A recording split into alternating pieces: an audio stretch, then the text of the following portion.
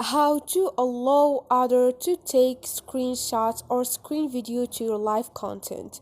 Hi guys, in this video I will show you how to allow people to take screenshots to your live content on Likee app, easy and quick.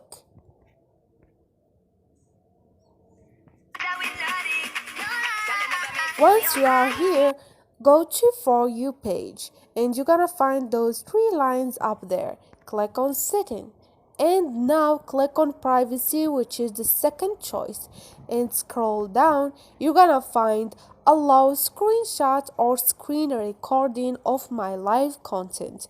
Now like you see, I already turned it off, this option, which means no one can take a screenshot or a screen video of my live content. Turn on this option if you want to allow others to take screenshots and screen videos. Easy and quick. Hope this video was helpful. If it was, don't forget to subscribe and like.